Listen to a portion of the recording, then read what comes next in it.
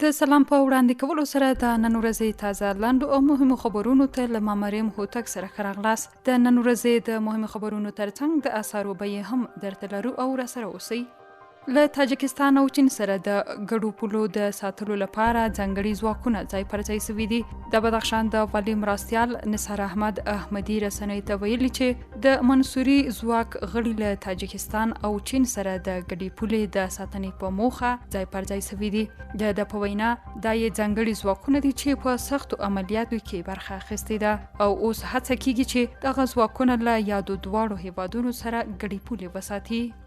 د راپورونو له مخې د پاکستاني طالبانو تحریک تیره ورځ ناوخته په وزیرستان کې پر پاکستاني عسکرو برید کړی دی چې 4 کسه پکې وژل سوي دي. ټي ټي پی وایي چې دوی تر دې هم ډیرو عسکرو ته مرګ ژوبله اړولې ده، خو پاکستاني حکومت یوازې د 4 عسکرو د وژل کېدو پخلی کوي.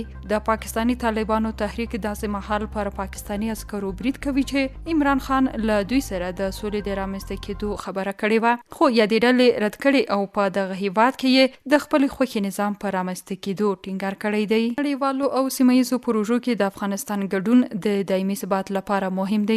د ترکمنستان ولسمشر قربان قلی بیردي محمدوف په تازه مرکه کې ویلي چې نړیوال او د سیمې هیوادونه باید په ګډه په افغانستان کې د سولې او ثبات لپاره کار وکړي. د په خبره په افغانستان کې د اقتصادي ودې پر مټ دایمي ثبات او سوله رامنځته کېدای شي.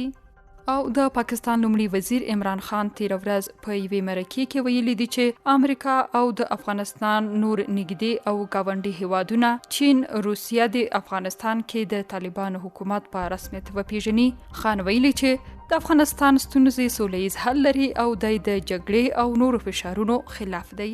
دا هم د کابل په بازارونو کې د نن ورځې د اسعارو بیې 1 ریال 23 افغانۍ او 50 پوله، 1 ډالر 1.90 افغانۍ، 1 پاوند 120 افغانۍ او 50 پوله، 1 یورو 115 افغانۍ، 1 درهم 40 افغانۍ او 10 پوله، 1000 هندۍ کلارې 190 افغانۍ، 1000 پاکستانۍ کلارې 1504 افغانۍ، 1000 د ایران تومان 3 افغانۍ او 20 پوله، 1 لیره 10 افغانۍ او 80 پوله، 1 دینار 280 افغانۍ.